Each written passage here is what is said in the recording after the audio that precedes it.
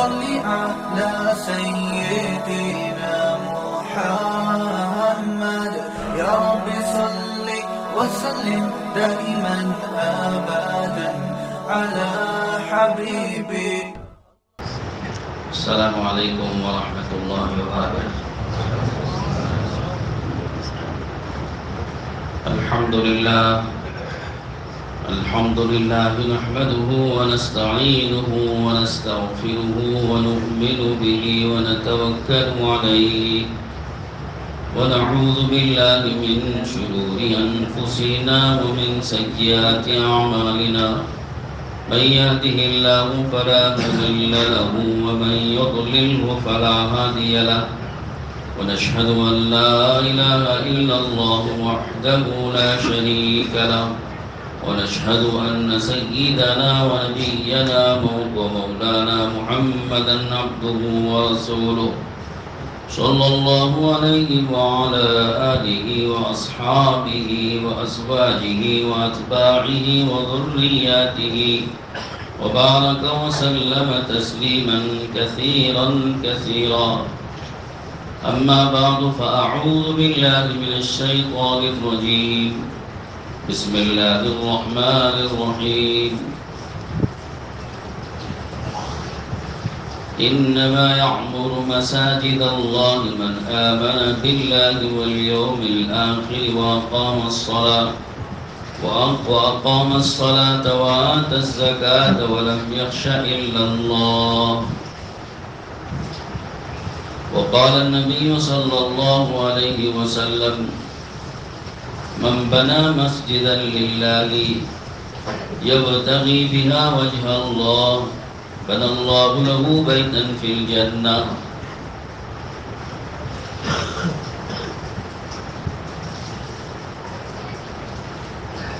وقال عليه الصلاة والسلام أحب البقاع إلى الله مساجدها وأبغض البلاد إلى الله أسواقها أو كما قال رسول الله صلى الله عليه وسلم. وقال الله تعالى في مقام آخر إن الحسنات يذهبن السيئات وذلك ذكرى للذاكرين. صدق الله مولانا العظيم وصدق رسوله النبي الكريم.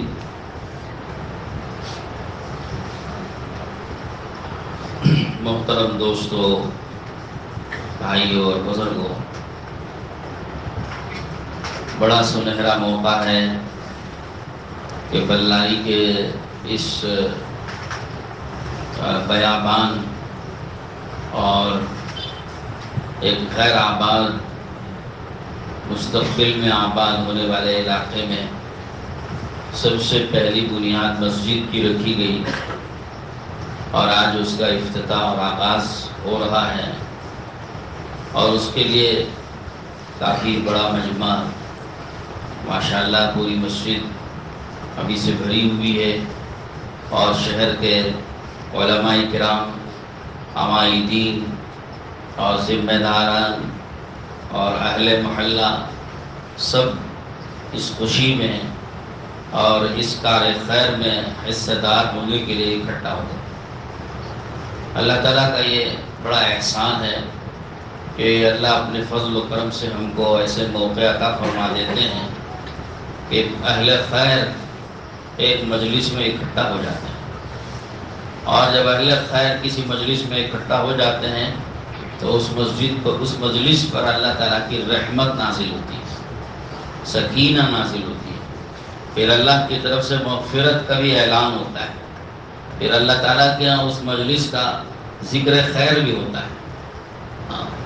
جب بھی اللہ کے نیک بندے اللہ کو یاد کرنے کے لیے اور دین کی کسی بھی نیک مقصد کے لیے جب جمع ہوتے ہیں تو اس کے لیے فضائل حدیث میں بیان کیے گئے۔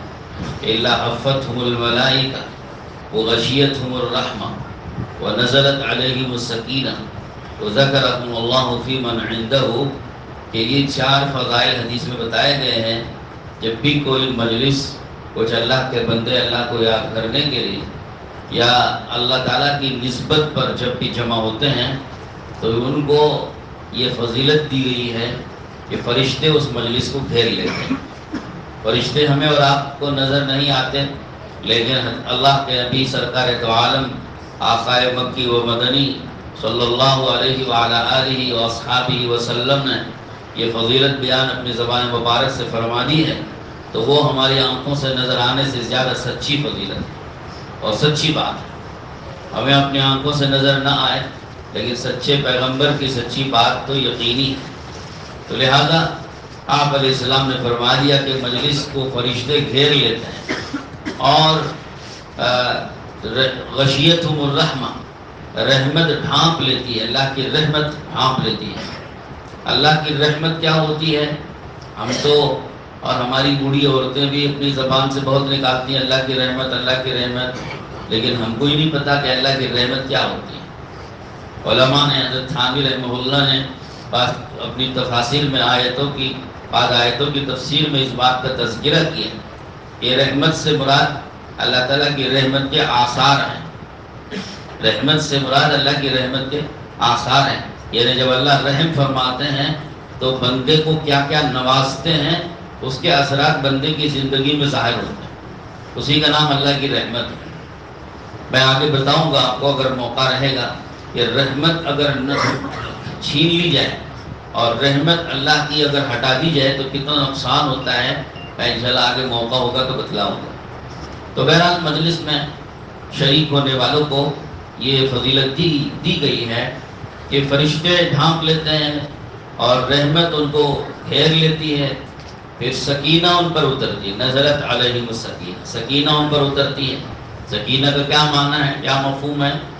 مفسرین محدثین نے اس کے مختلف معنی بیان فرمائے۔ بہرحال سکینہ ایک چیز ہے، ایک روحانی اور ایک معنوی چیز ہے جس کو بیان کرنا مشکل ہے۔ تو سکینہ اترتی ہے اللہ کی طرف سے، اور سب سے بڑی بات جو سمجھنے کی ہے وہ یہ ہے، اور سمجھنا آسان بھی ہے، وہ یہ کہ ذکرہم اللہ فی من عندہ، اللہ رب العزت اپنے مجلس میں، یعنی جو فرشتے ہوتے ہیں اللہ تعالیٰ کی مجلس میں، اللہ کے ہم نشین، اللہ کے پاس ہمیشہ رہنے والے یعنی فرشتے، اور وہ بھی مقرب فرشتے، اس لیے کہ فرشتے تو پوری دنیا میں، پوری کائنات میں پھیلے ہوئے ہیں، تو فی من عندہ کا مطلب اللہ کے قریب میں رہنے والے فرشتے، مراد مقرب ترین فرشتے جو اللہ تعالیٰ کے ہمیشہ ہم نشین رہتے ہیں۔ ایسے فرشتوں کی، مقرب فرشتوں کی مجلس میں اللہ تعالیٰ شانہ ان لوگوں کا نام لے کر خود تذکرہ کرتے ہیں جو لوگ اللہ کی نسبت پر دنیا میں اکٹھا ہوتے ہیں۔ تو یہ تو اتنی بڑی فضیلت ہوئی جس کو ہم اگر کبھی تنہائی میں بیٹھ کے سوچیں گے تو خدا پاک کی قسم اس سے بڑی چیز تو ہمارے لیے ہے ہی نہیں کہ اللہ اپنی مجلس خاص میں ہمارا نام لے کر کہ بلاری کے فلاں محلے کی فلاں مسجد کے افتتاح کے موقع پر فلاں ابن فلاں، فلاں ابن فلاں، ایک ایک کا نام لے کے اللہ تعالیٰ خود فرشتوں کے سامنے تذکرہ کریں۔ ارے اس سے بڑی فضیلت اور کیا چیز؟ دنیا کے کسی منسٹر نے اگر ہمارا تذکرہ کر دیا، اگر پارلیمنٹ میں آج دیکھ لیجئے کسی کا پارلیمنٹ میں ذکر آ گیا تو پوری دنیا، پورے ہندوستان میں خبر پھیل جاتی ہے، اور آدمی اس کو دوسروں کو دکھاتا رہتا ہے کہ آج پارلیمنٹ کی بحث میں ہمارا تذکرہ ہوا، ہمارے گاؤں کا تذکرہ ہوا، ہمارے خاندان کا تذکرہ ہوا، ہمارے نام کا ذکر ہے۔ آدمی اس کو ایک بطور یادگار کے موبائل میں رکھ کے سب کو فارورڈ کرے گا، واٹس ایپ پہ دکھاتا پھرے گا کہ دیکھو آج پارلیمنٹ میں ہمارا ذکر آ گیا، اسمبلی میں ہمارا ذکر آ گیا، آج ایم ایل اے نے ہمارا تذکرہ کر دیا۔ تو ایک معمولی دنیاوی حیثیت رکھنے والے شخص کی مجلس میں ہمارا تذکرہ ہو جاتا ہے تو ہم اتنے زیادہ خوشی مناتے ہیں۔ لیکن کبھی ہم نے سوچا بھی کہ ہم ان دین کی مجلسوں میں بیٹھتے ہیں تو اللہ کی مجلس جو کائنات کا سب سے بڑا سردار اور سب سے بڑا معبود حقیقی، اس اللہ کی مجلس میں خود اللہ جل شانہ ہمارا تذکرہ کر رہے ہیں۔ ہمیں کبھی سوچا بھی کہ کتنی بڑی فضیلت ہے، لیکن ہم اس طرح کے فضائل سے بے خبر ہیں۔ اس کی وجہ سے ان مجلسوں کے اہمیت سے بھی ہم جو ہے غافل ہیں۔ اگر اس طرح کی مجلسوں میں بیٹھنے کا موقع مل جائے نا کچھ فائدہ ہو یا نہ ہو، اور کسی کا کوئی خاص بیان ہو یا نہ ہو، کوئی خاص مہمان کہیں سے آئے ہوئے ہوں یا نہ ہو، کم از کم یہ جو فضیلت حدیث میں بتائی گئی ہے کہ اللہ کے ہاں ہمارا تذکرہ ہوگا، اس فضیلت کے لیے تو مر جانا چاہیے، فدا ہو جانا چاہیے۔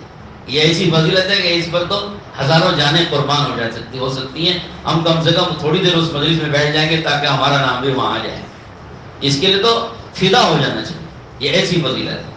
تو بہرحال ایک ضمناً بات مجلس کی فضیلت پر میں نے یاد آئی تو ذکر کر دی، تو اللہ تعالیٰ کا شکر ہے کہ اس موقع پر ہم مسجد کے افتتاح کے عنوان سے ہم یہاں اکٹھا ہو گئے ہیں۔ اللہ تعالیٰ کا شکر ہے، اللہ کا احسان ہے، اس اکٹھا ہونے کی برکت سے ہم کو بھی یہ چاروں فضیلتیں ضرور ملیں گی، آپ لوگوں کی برکت سے کہ آپ سب اکٹھا ہو گئے، ہم بھی اکٹھا ہو گئے، تو ہم کو بھی آپ کی برکت سے یہ فضیلت انشاءاللہ ملے گی اور مل رہی ہے۔ اللہ تعالیٰ ہم کو بار بار ایسے فضائل حاصل کرنے کی توفیق نصیب فرمائے۔ اصل بات جو عرض کرنی تھی وہ مسجد سے متعلق ہے، تو میں نے قرآن مجید کی ایک دو آیتیں پڑھی اور بطور برکت کے ایک دو حدیثیں بھی میں نے پڑھی ہیں، کوشش کریں گے کہ اسی کی روشنی میں بات آپ کے سامنے کچھ عرض کر دی جائے۔ بزرگ اور دوستوں، ویسے تو آپ کے ہاں خود ماشاءاللہ علماء ہیں جو بیان کر سکتے ہیں اور ان کے بیانات طے تھے، بعض حضرات نے بیان کیا اور بعض اور بھی حضرات ہیں جو بیان کر سکتے تھے، موقع نہیں تھا، انہوں نے ترجیح دے دی ہم کو، ورنہ ان کا بھی بیان ہونا تھا۔ یہاں مولانا آصف صاحب آپ کے علاقے کے بڑے علماء میں بیٹھے ہیں، ان کا بھی بیان ہونا چاہیے تھا، میں نے بھی خواہش ظاہر کی ان کا بھی بیان ہو، مگر وقت کی کمی کی وجہ سے ان حضرات نے ترجیح دی ہم کو مہمان ہونے کی حیثیت سے۔ اللہ تعالیٰ ان سب علماء کرام کی حاضری کو قبول فرمائے۔ بات یہ عرض کرنی ہے کہ اس وقت ہم ایک مسجد کے آغاز کے لیے جمع، مسجد اللہ کا گھر ہے، اور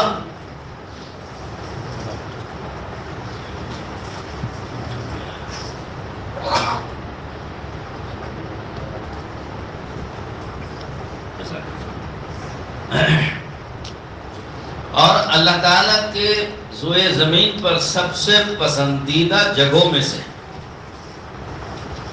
میں نے حدیث پڑھی تھی، حضور صلی اللہ علیہ وسلم کا ارشاد ہے کہ الفاظ مختلف ہیں، اس روایت میں کچھ اور الفاظ، دوسری روایت میں دوسرے الفاظ، احب البقاع یا احب البلاد الی اللہ مساجد، زمینوں میں سب سے زیادہ پسندیدہ زمینیں اور سب سے زیادہ پسندیدہ جگہیں اللہ کے نزدیک مسجدیں ہیں۔ تو ہم ایسی جگہ پر بیٹھے جو اللہ کے سب سے پسندیدہ جگہ، تو اللہ کی پسندیدہ جگہوں میں بیٹھنے والا بھی کیا ہوتا ہے؟ اللہ کا پسندیدہ بندہ بن جاتا ہے۔ اور اس کے مقابلے میں فرمایا ابغض البقاع یا ابغض البلاد الی اللہ اسواق، کہ سب سے زیادہ ناپسند جگہیں اور سب سے زیادہ ناپسند زمین اللہ کے نزدیک بازار ہیں، اور اللہ وہاں فرمائے سب سے زیادہ وقت ہمارا وہیں لگتا ہے، جو سب سے ناپسند جگہ اللہ کو ہے ہمارا وہاں وقت زیادہ لگتا ہے، اور سب سے زیادہ پسندیدہ جو جگہ اللہ کے نزدیک ہے ہمارا سب سے کم وقت وہاں لگتا ہے۔ ایمان کی علامت بتائیے اس کو، یہ آدمی مسجد میں داخل ہوتا ہے تو مسجد سے نکلنے کو جی نہیں چاہتا اس کا، اس کو ایمان کی علامت بتائے۔ اور نفاق کی علامت بتایا اس کو کہ ایک تو مسجد میں جانا نہیں چاہتا ہے تو فوراً نکلنا چاہتا ہے، اس کو نفاق کی علامت بتایا۔ اب ہمارے اندر کون سی علامت ہے؟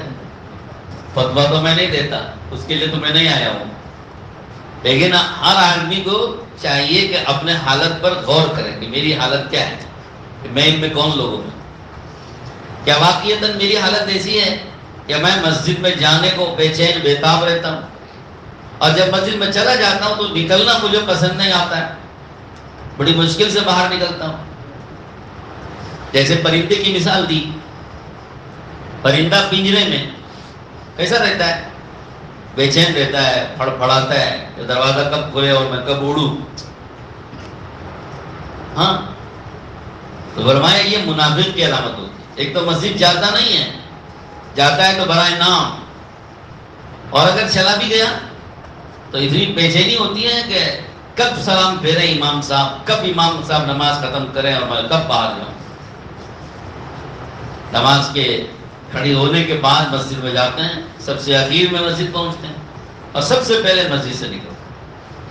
یہ علامت ہے جن کے دل میں ایمان کمزور ہوتا ہے، ضعیف ہوتا ہے یا نہیں ہوتا ہے، برائے نام ہوتا ہے، ان کی یہ حالتیں ہوتی ہیں. اور اگر ایمان مضبوط ہو، ایمان میں کچھ چاشنی ہو، اللہ سے کچھ محبت ہو، مسجدوں سے اگر تعلق ہو، قلب ہو معلق بالمساجد. فضیلت آئی حدیث میں 7 آدمیوں کی، اس میں ایک آدمی یہ فرمایا گیا کہ قلب ہو معلق بالمساجد، 7 آدمیوں میں سے ایک آدمی وہ ہے جس کا دل مسجد سے اٹکا رہتا ہے. اگر مسجد میں چلا گیا تو نکلنے کو جی نہیں چاہتا، اور اگر مسجد سے باہر چلا گیا تو پھر واپس مسجد میں جانے کو بے چین رہتا ہے. یہ 7 آدمی کون ہیں؟ یہ 7 آدمی وہ ہیں جن کو قیامت کے دن اللہ تعالیٰ قیامت کے ایسے ہولناک موقع پر اس کو عرش کے سائے میں بلا کر اعزاز و اکرام کے ساتھ بٹھائے. وہ 7 آدمیوں میں سے ایک آدمی وہ ہے جس کا دل مسجد سے ہٹتا رہتا ہے. تو ہمیں تو یہ حکم دیا گیا کہ مسجدوں سے تعلق پیدا کریں، مسجدوں میں زیادہ وقت گزارا کریں، اور مسجدوں سے دل لگائیں، اور مسجدوں میں وقت گزارا کریں، اور مسجدوں میں رہ کر کے عبادت کو زندہ کریں، ذکر کو زندہ کریں، مسجد کو آباد کریں، دعوت کو زندہ کریں، عبادت کو زندہ کریں، تعلیم کو زندہ کریں، سیکھنے سکھانے کو زندہ کریں. مسجد تو اسی کے لیے بنائی جاتی ہے. ہاں، مسجد تو اسی کے لیے بنائی جاتی ہے. ایک جو آیت آئی ہے وَمَن نَظْلَمُ مِمَّن مَنَعَ مَسَاجِدَ اللَّهِ أَن يُذْكَرَ فِيهَا اسْمُهُ. اس آیت سے پتہ چلتا ہے کہ مسجدیں اللہ کے ذکر، اللہ کا تذکرہ کرنے ہی کے لیے بنائی گئی، اللہ کا نام لینے کے لیے، اللہ کا تذکرہ کرنے کے لیے بنائی گئی، اللہ کا ذکر کرنے کے لیے بنائی گئی. تو لہذا مسجدوں میں اللہ کے ذکر کی جتنی نوعیتیں ہیں سب مسجد میں جائز ہیں. اللہ کو یاد کرنے کی جتنی قسمیں ہیں سب مسجد میں جائز ہیں. تو اللہ کے ذکر کی، اللہ کے یاد کی جتنی نوعیتیں، جتنی قسمیں، نماز اس کا سب سے بڑا رکن ہے. نماز، فرض نماز کو زندہ کرنے ہی کے لیے مسجد بنائی جاتی ہے، اور اس کے لیے اذان بھی دی جاتی ہے. تو اس کے لیے حاضری دینا تو واجب ہے، اس کے لیے حاضری دینا تو واجب ہے. اور بقیہ اعمال کے لیے حاضری دینا اگرچہ واجب نہیں ہے لیکن پسندیدہ ہے. فرض نماز کے لیے مسجد میں حاضری دینا تو واجب ہے، کیونکہ فرض نماز کی جو جماعت قائم کی جاتی ہے اس جماعت میں حاضری دینا واجب ہے، ہر مسلمان پر واجب ہے. تو یہ تو واجب ہو گیا. باقی بقیہ سنتیں پڑھنے کے لیے، نفلیں پڑھنے کے لیے، ذکر کرنے کے لیے، قرآن پڑھنے کے لیے، اور وہاں دینی مذاکرے کرنے کے لیے، قرآن کے سیکھنے سکھانے کے لیے، جیسے ابھی تفصیل سے مولانا رفیق صاحب بتا رہے تھے نا، ایک ایک عمل کے مسجد میں کیا کیا ہم کریں گے، کیا کیا اعمال زندہ کریں گے، کیا کیا یہاں محنتیں ہوں گی، تفصیل سے آپ کے سامنے بتا رہے تھے. تو یہ ساری چیزوں کو زندہ کرنے کے لیے مسجد میں حاضری دینا یہ اگرچہ واجب نہیں ہے لیکن اللہ کو پسندیدہ ہے، کیونکہ اللہ نے مسجدیں بنوائی اسی لیے تاکہ اللہ کا ذکر اس میں کیا جائے، اللہ کا نام اس میں لیا جائے، اللہ کے نام کو اس میں بلند کیا جائے، اور مسجد کو آباد رکھا جائے. ظاہر ہے کہ 5 نمازیں فرض تو 5 متعین اوقات میں ہوتی ہیں، اس کے لیے محدود وقت ہے، بقیہ 24 گھنٹے کیا کریں؟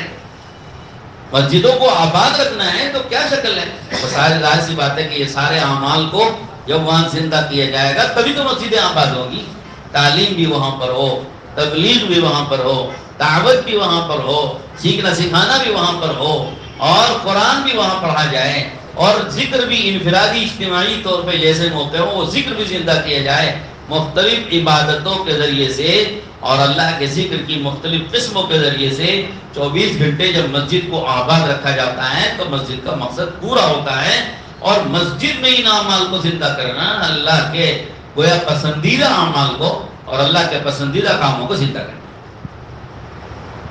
تو ہمارا وقت بازاروں میں زیادہ لگ رہا ہے، تو اب ضرورت اس کی ہے کہ ہم اپنا ذہن بدلیں، اپنا فکر بدلیں، اپنی سوچ بدلیں، اور اپنا طریقہ بدلیں، اپنا طرز عمل تبدیل کریں کہ ہم اپنے اوقات کو جتنا بازاروں میں گزارتے ہیں اس سے زیادہ اوقات ہم مسجدوں میں گزارا کریں.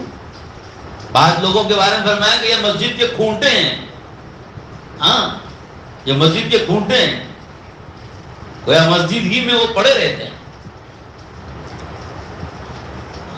تو مسجدوں کو اعمال سے آباد کرنا ہے. ابھی میں نے ایک آیت پاک پڑھی، اس میں اللہ نے فرمایا انما یعمر مساجد اللہ، کہ مسجدوں کو آباد صرف اور صرف وہی لوگ کریں گے. کون لوگ؟ من آمن باللہ والیوم الآخر واقام الصلاۃ وآت الزکاۃ ولم یخش الا اللہ. جو اللہ پر ایمان رکھتے ہوں، آخرت پر ایمان رکھتے ہوں، نماز کو قائم کرتے ہوں، زکوٰۃ ادا کرتے ہوں، اور اللہ کے سوا کسی سے نہ ڈرتے ہوں، یہی لوگ ہیں جو مسجد کو آباد رکھ سکتے ہیں. تو مسجد کو آباد رکھنے والوں کی صفات بتائیں، مسجد کو آباد کرنے والوں کی خوبیاں بتائیں اللہ نے، کہ مسجد کو آباد کون لوگ کرتے ہیں، کہ یہ لوگ کریں گے. ہاں، کہ جن کے اندر ایمان ہے اللہ پر اور آخرت پر، یہی لوگ مسجد کو آباد کریں گے. گویا جو لوگ مسجد کو آباد نہیں کرتے، گویا ان کا اللہ اور آخرت پر ایمان ہی گویا نہیں ہے. ہاں، کہ اللہ نے اس آیت میں تو صاف فرما دیا کہ مسجد کو یہی لوگ آباد کریں گے جن کے اندر اللہ پر اور آخرت پر ایمان. اللہ پر ایمان تو شرط ہے کہ جس کا اللہ پر ایمان ہی نہیں ہو، کیا مسجد کو آباد کرے گی. پھر آخرت کو جوڑا گیا، حالانکہ ایمان میں تو اور بھی چیزیں ہیں، اللہ پر ایمان کے بعد آخرت کو جوڑا گیا. کیوں؟ اس لیے کہ سمجھ میں آتا ہے کہ آخرت پر ایمان رکھنے والا ہی مسجد کو آباد کرے گا، کیونکہ مسجد کو آباد کرنے سے جو کچھ آخرت میں اسے ملتا ہے اس کا یقین اگر دل میں ہوگا تو وہ کبھی مسجد نہیں چھوڑے گا. اگر دل میں یہ یقین ہو کہ مجھے مسجد آباد کرنے پہ کیا ملے گا، کیا اجر بتایا گیا، کیا ثواب بتایا گیا، اگر اس کا یقین کسی کو ہوگا وہ کبھی مسجد کو آباد کرنے سے پیچھے نہیں ہٹے گا، وہ تو ہر وقت مسجد کو آباد کرے گا. کیا ثواب بتایا مسجد کو آباد کرنے کا؟ سبحان اللہ. مسجد کی طرف جو قدم اٹھائے جاتے ہیں، ہر قدم پر ایک نیکی لکھی جاتی ہے، ایک گناہ معاف ہوتا ہے، جنت میں ایک درجہ بلند ہوتا ہے. اب جو لوگ بھی مسجد کو چل کر آتے ہیں، اپنے گھر سے وضو کیا اور مسجد کو چل کر آئے، تو مسجد سے گھر سے لے کر مسجد تک کتنے قدم روزانہ ہوتے ہیں؟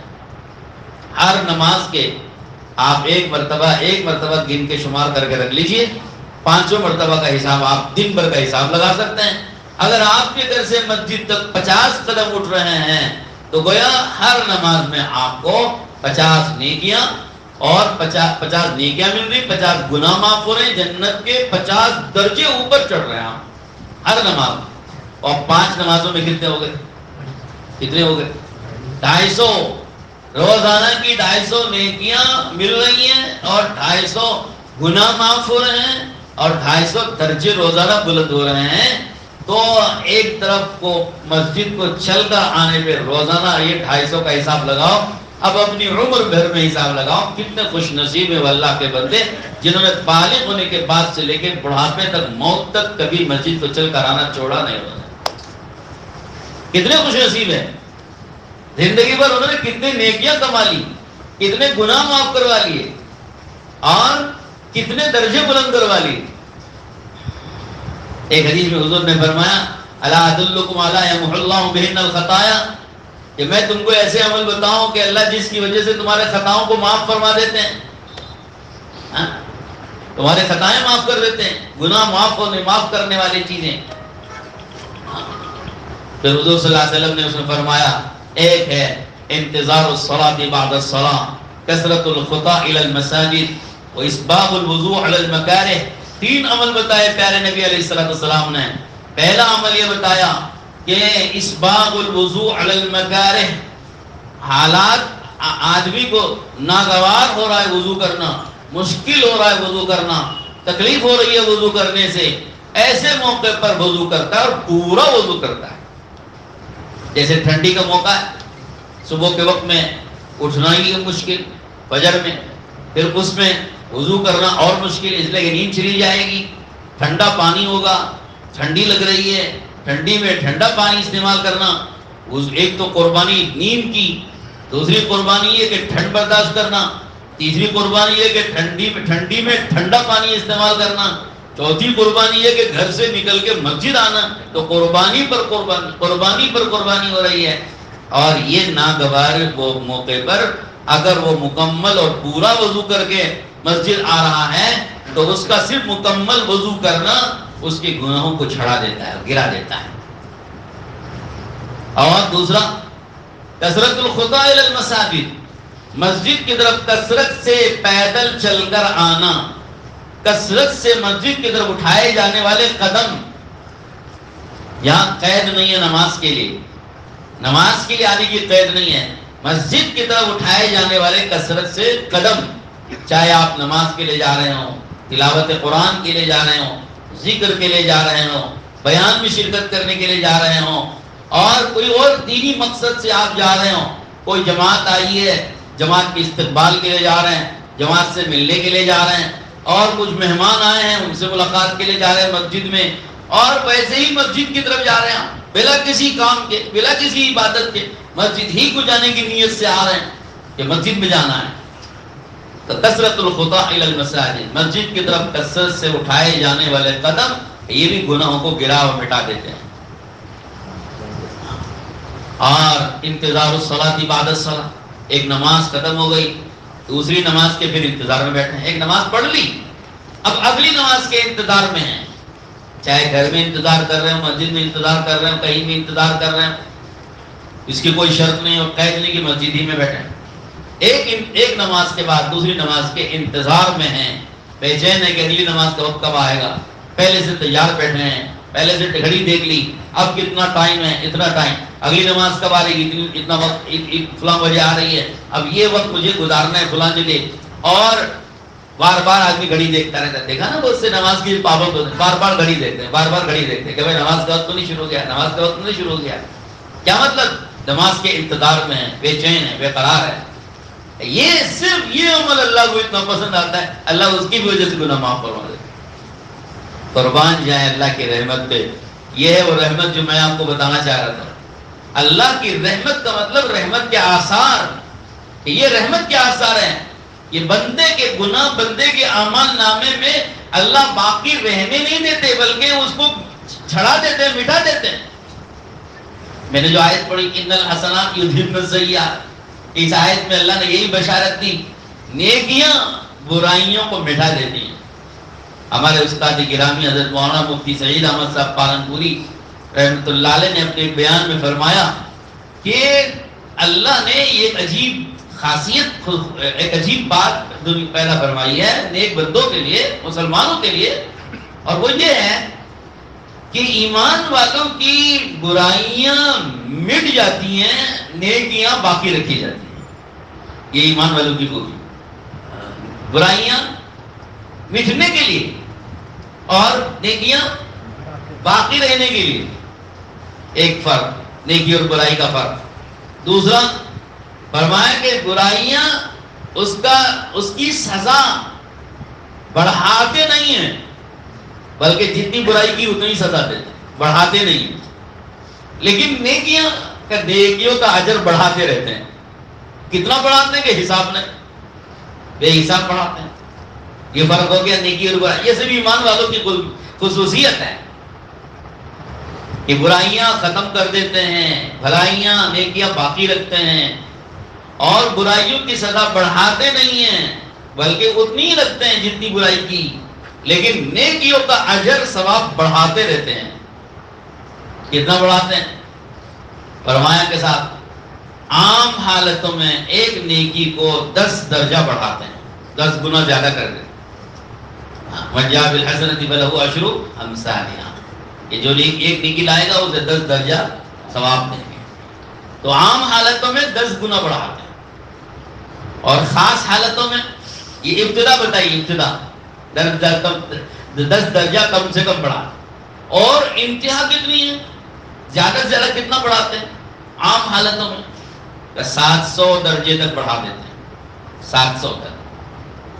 اور اللہ کے راستے میں، یہ مجھے سنانا ہے خاص طور پہ آپ، اللہ کے راستے میں نے اعلاء کلمت اللہ کے لیے، اللہ کا نام بلند کرنے کے لیے اللہ کا نام روشن کرنے کے لیے اور اللہ کے دین کو کی سربلندی کے لیے آدمی اگر خرچ کرتا ہے تو پھر اس کی ابتدا اور آغاز، ابتدا پہلی نیکی 700 ملٹیپل بائی 700، 700 سے ضرب دے کر کے ابتدا 700 گنا سے کرتے ہیں، اور انتہا کتنی کہ اللہ یضاعف لمن یشاء واللہ یرزق بغیر حساب، کہ اب زیادہ سے زیادہ اتنے کے کوئی حساب نہیں، ابتدا یہاں سے۔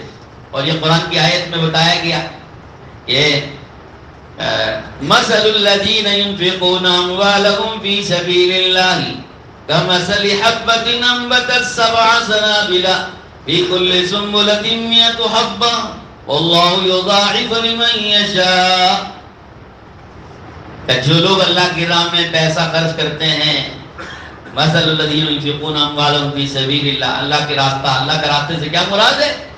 علماء نے بتایا اللہ کے دین کی سربلندی کے لیے جو بھی کام ہوگا اس کام میں اگر آپ حصہ لے رہے ہیں، جیسے مسجد بنانے میں حصہ لیا آپ نے، مسجد بنانے میں، مسجد کی تعمیر میں، اور مسجد کے آغاز میں، اور مسجد کی کسی بھی کام میں آپ نے پیسہ خرچ کیا، یا مدرسے میں لگایا آپ نے، مدرسے کی آبیاری کے لیے، اس کی ترقی کے لیے، اور مدرسے کو قائم کرنے کے لیے، اس کی تعمیر کے لیے، یا آپ نے مکتب میں لگایا، مکتب کو آباد کرنے، آغاز کرنے اور مکتب کو کی بنیاد ڈالنے کے لیے وہاں پیسہ خرچ کیا، یا کسی بھی دین کے کام میں آپ نے پیسہ خرچ کیا، مقصود صرف اور صرف اللہ کا کلمہ بلند ہو جاوے، اللہ کا نام روشن ہو جاوے، اللہ کا دین آباد ہو جاوے، اللہ کے دین کو ترقی مل جاوے، علم دین کو ترقی مل جاوے، اس مقصد کے لیے اعلاء کلمت اللہ کے لیے آپ نے اور ہم نے پیسہ لگایا، تو ایک پیسہ، 1 روپیہ خرچ کرنا 700 روپے خرچ کرنے کے برابر ثواب ملے گا۔ یہ ابتدا بتائی ہمارے حضرت مفتی صاحب نے، فرمایا کہ اللہ کے راہ میں اعلاء کلمت اللہ کے لیے لگایا جانے والا پیسہ، اس کی ابتدائی اجر 700 درجہ ہے، اور انتہا اللہ نے بتا دی کہ اللہ کتنا دیں گے اس کا کوئی حد و حساب نہیں، جتنا چاہتے ہیں، جس کو چاہتے ہیں اتنا بڑھا دیتے ہیں، حساب نہیں بتایا، سوائے روزے کے۔ ایک ہے روزہ جس کے اجر کے بارے میں کہا گیا کہ اس کا اجر کسی کو بتایا نہیں، فرشتوں کو بھی نہیں بتایا، فرشتے بھی نہیں دیتے، اللہ خود دیتے ہیں، لیکن اور اس کے بعد یہ اجر بتایا اللہ کے راہ میں لگایا جانے والا پیسہ۔ تو لہذا مسجد کی تعمیر میں بھی آپ لگا رہے ہو تو اس کا اجر اتنا۔ بہرحال میں عرض یہ کر رہا تھا کہ نیکیوں کا اجر اللہ نے بڑھانے کا وعدہ کہ یہ مومن کی خصوصیت، نیکیوں کا اجر بڑھا دیتے ہیں، اور برائیاں جتنی کی اتنی رکھتے ہیں، اس سے زیادہ نہیں دیتے۔ کہیں نہیں بتایا گیا کہ ایک برائی کرو گے 700 برائی کا ثواب عذاب ہوگا، 700 مرتبہ عذاب ہوگا، ایسا نہیں بتایا کہیں بھی، کوئی بھی کہ ایک برائی کرو گے 10 درجہ گناہ ہوگا، ایسا نہیں کہیں بتایا گیا، بلکہ فرمایا فَلَا يُجْزَىٰ إِلَّا مِثْلَهَا، کہ جو برائی کرے گا تو اس کو بدلہ کتنا ملے گا کہ جتنی برائی کی اتنا ہی ملے گا۔ تو قرآن مجید میں صاف اللہ نے فرما دیا۔ تو یہ ایک مومن کی خصوصیت ہے، برائی پر اللہ پاک برائی کا گناہ بڑھاتے نہیں ہیں، اور بھلائی کرنے پر بھلائی کا اجر بڑھاتے ہیں، یہ رحمت خداوندی کا نتیجہ ہے۔ حضرت تھانوی نے فرمایا کہ رحمت کا مطلب یہی ہے کہ رحمت کے آثار دکھتے ہیں، رحمت کے نتیجے دکھتے ہیں۔ ایک بات اور بتاؤں، ایک فرق حضرت نے اور بتایا، فرمایا کے ساتھ برائی کا بدلہ مومن کو عام طور پر زیادہ تر اللہ تعالیٰ دنیا میں دے کے چکا دیتے ہیں۔ دھیان سے سنو میری بات، ہاں توجہ ادھر ادھر نہیں، بہت دھیان سے سننے کی بات ہے، سمجھنے کی، یاد رکھنے کی باتیں ہیں۔ برائی کا بدلہ دنیا میں عام طور پہ دنیا میں دے کے چکا دیتے ہیں، اور بھلائی کا بدلہ دنیا میں نہیں دیتے، آخرت میں دیتے ہیں۔ یہ بھی ایک مومن کے ساتھ خصوصیت ہے، اللہ کا خاص معاملہ ہے اللہ کا۔ برائی کا بدلہ دنیا میں دے کے چکا دیتے ہیں، آخرت میں نہ باقی رہے اس کا کوئی بدلہ۔ تاکہ آخرت میں نعمتیں ہی نعمتیں رہیں، کوئی سزا اس کو بھگتنا نہ پڑے۔ بلکہ حضرت مفتی صاحب نے فرمایا اگر اس کے باوجود بھی کچھ برائیاں باقی رہ گئیں تو قبر میں چکا دیتے ہیں، قبر کے عذاب میں، قبر کی تکلیفوں میں اس کو صاف کر دیں۔ وہاں بھی کچھ باقی رہ گئی تو حشر کے میدان میں کوئی تکلیفوں میں رکھ کے چکا دیتے ہیں۔ پھر بھی برائیاں باقی رہ جاتی ہیں بعض بدقسمت بندوں کی، تو اس کو صاف کرنے کے لیے بدقسمتوں کو جہنم میں بھیجتے ہیں، وہاں صفائی ہوتی ہے، پھر جنت میں آتے ہیں۔ تو یہ اللہ کی رحمت نہیں تو اور کیا ہے؟ یہ زیادہ تر برائیاں دنیا میں دے کے چکا دیتے ہیں۔ اسی لیے آپ دیکھتے ہو کہ مسلمان دنیا میں زیادہ تکلیفوں میں رہتے ہیں۔ اس کا راز کیا ہے؟ اس کا راز کیا ہے؟ اس کا راز اب سمجھ میں آیا کہ مسلمانوں کی جو برائیاں ہیں اللہ ان برائیوں کا بدلہ دنیا میں دے کے چکا دینا چاہتے ہیں۔ اور بھلائیاں، یہ بھی اللہ کی خاص معاملہ ہے کہ بھلائیاں جتنی بھی کرتے ہیں کہ ان بھلائیوں کا بدلہ دنیا میں نہیں دیتے، ہاں دنیا میں نہیں دیتے، بلکہ اس کا بدلہ آخرت میں دیتے ہیں۔ ہمارے حضرت مولانا ابراہیم صاحب دیولہ دامت برکاتہم کا ایک بیان یاد آ رہا ہے جو انہوں نے فرمایا کہ بھائی اللہ رب العزت ایمان و اعمال صالحہ کا نتیجہ جو ہے وہ تو اپنے وقت پر دکھائیں گے، اور وہ وقت آخرت۔ البتہ دنیا میں کہ دنیا میں اس کی صرف برکتیں دکھاتے ہیں، اس کی برکات۔ اس کی ایک مثال دی مولانا ابراہیم صاحب نے، اللہ ان کو جزائے خیر دے، ہمارے ان علماء کو اللہ ان کو سب جزائے خیر دے، ان کی عمروں میں اللہ برکت دے۔ بہت سی مشکل گتھیاں سلجھا جاتے ہیں بڑے منٹوں میں۔ اس کی مثال دی، فرمایا کہ درخت، آپ درخت اگاتے ہو، تناور درخت ہو جاتا ہے، تو بتاؤ درخت اگانے سے لے کے تناور درخت ہونے تک، پورا درخت پھیلنے تک، درخت کے پھل دکھتے ہیں، آتے ہیں؟ ارے بھائی پھل آتا ہے درخت پہ؟ درخت پہ پھل آتا ہے؟ نہیں آتا۔ اچھا پھر جب پھل کا موسم آتا ہے جبھی آتا ہے، پھل کے جب لائق ہو جاتا ہے درخت تبھی اس میں سے پھل نکلتے ہیں، ایک بات۔ دوسری بات یہ کہ سال بھر پھل نہیں نکلتا، پھل کب نکلتا ہے؟ اس کے موسم میں، سیزن میں آتا ہے۔ معلوم ہوا نا کہ جیسے درخت پر پھل اپنے سیزن پر آتا ہے، ہر وقت نہیں ملے گا، اس کے سیزن میں ملے گا، لیکن درخت کا جو سایہ ہے، سایہ وہ ہر وقت رہے گا کہ نہیں رہے گا؟ ہر وقت رہے گا سایہ، مگر پھل آئے گا اپنے سیزن میں۔ دیکھو یہ مثال ہے کہ نیکیاں، ایمان اور اعمال کا ثمرہ اور ایمان اور اعمال کا پھل، ایمان اور اعمال کا نتیجہ، ایمان اور اعمال کا ثواب اور اجر اس کے سیزن میں آئے گا، اس کے موقع پر آئے گا۔ اس کا سیزن کب ہے؟ مرنے کے بعد اس کا سیزن ہے، وہاں پھل دیتے ہیں اللہ تعالیٰ۔ سایہ جس طرح ہر وقت ملے گا، ایسے زندگی بھر اس کو اس کی برکتیں ملے گی، زندگی بھر برکت ملے گی۔ ایمان اور اعمال کے کرنے پر برکتیں، زندگی میں برکت، عمر میں برکت، وقت میں برکت، مال میں برکت، گھر بار میں برکت، کاروبار میں برکت۔ اور سایہ ہر ایک کو ملتا ہے، درخت لگانے والے کو بھی ملتا ہے، درخت کے پاس بیٹھنے والے کو ملے گا، سونے والے گزرنے والے کو ملے گا، مسلمان کو بھی ملے گا، بے ایمان کو بھی ملے گا، دشمن کو بھی ملے گا، دوست کو ملے گا۔ سایہ ہر وقت ملتا ہے۔ تو ایمان اور اعمال کی برکات جب اللہ ظاہر کرتے ہیں، اللہ پوری دنیا کی پوری انسانیت پر اس کے اثرات ظاہر کرتے ہیں۔ اس لیے علماء نے لکھا کہ دنیا میں جتنے اچھے حالات آپ کو نظر آتے ہیں وہ ایمان اور اعمال کے کرنے والوں کے ایمان اعمال کی برکتیں ہیں۔ ایمان اور اعمال ہوتے ہیں گھر میں ایک آدمی کے، ایک آدمی ہوتا ہے عبادت گزار، نیک، دیندار، پرہیزگار، مگر پورا گھر اس کی برکتوں سے مالا مال ہوتا ہے۔ پورے گھر والوں کی اس کی برکت سے گھر میں سکون، راحت، سب کو برکتیں ملتی نہیں ملتی، سکون سب کو ملا ہوا ہے، پورے گھر میں سکون ہے ایک آدمی کی وجہ سے۔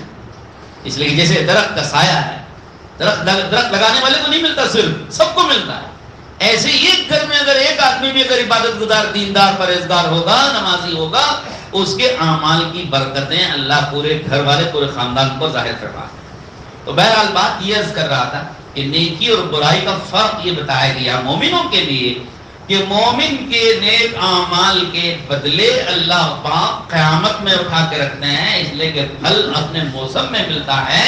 تو ایسے ایمان اعمال کے ثمرات اور اس کے نتیجے اور اس کا اجر و ثواب اللہ مرنے کے بعد آخرت میں دیتے ہیں، دنیا میں نہیں دیتے کہ دنیا میں صرف برکتیں دیتے ہیں۔ یہ بھی اللہ کی رحمت ہے۔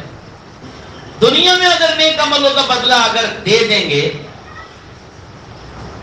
ویسے ہم جیسے ہمارے میں سے بعض نادان ہوتے ہیں، ہم جیسے نادان، سبھی ہماری حالت ایسی ہے، نادانی کی وجہ سے اللہ سے کیا مانگتے ہیں؟ نماز پڑھ کے نماز کا بدلہ دنیا میں مانگتے ہیں، صدقہ کر کے صدقے کا بدلہ دنیا میں مانگتے ہیں، نیکی کر کے نیکی کا بدلہ دنیا میں مانگتے ہیں۔ ہاں؟ اللہ رب العزت نے قرآن میں فرمایا ہے کہ یہ تمہاری نادانی ہے، یہ تمہاری نادانی ہے۔ ہاں؟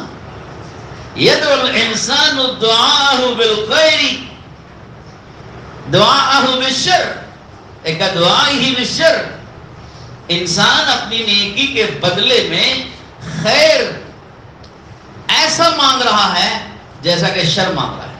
یعنی کیا مطلب؟ یہ آدمی اپنی نیکی کا بدلہ دنیا میں مانگ کر کے اپنا نقصان کر رہا ہے، اپنی نیکی کا بدلہ دنیا میں مانگ کر کے اپنا نقصان کر رہا ہے۔ اس کو چاہیے صبر سے رہے، اس کی نیکی کا بدلہ ہم نے طے کر رکھا ہے، وہ آخرت میں ملنے والا ہے اور پورا پورا ملنے والا، اور زیادہ کر کے ملے گا، بڑھا چڑھا کے ملے گا۔ تو صبر کر لیں، دنیا میں نہ مانگے اپنی نیکی کا بدلہ۔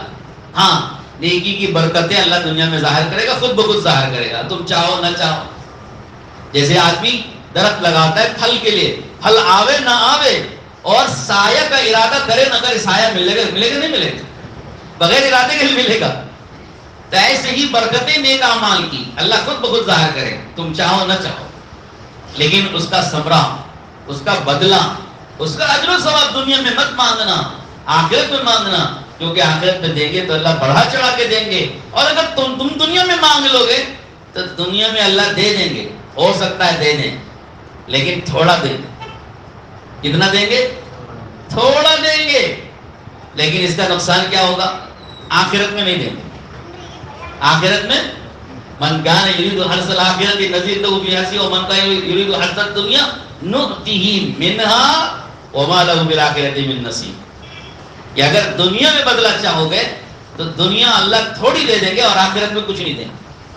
اب انسان کو، مسلمان اور مومن کو اختیار ہے کہ اپنی نیکیوں کا، اعمال کا بدلہ یہاں لے لے یا وہاں لے لے۔ بتاؤ کہاں لینا ہے؟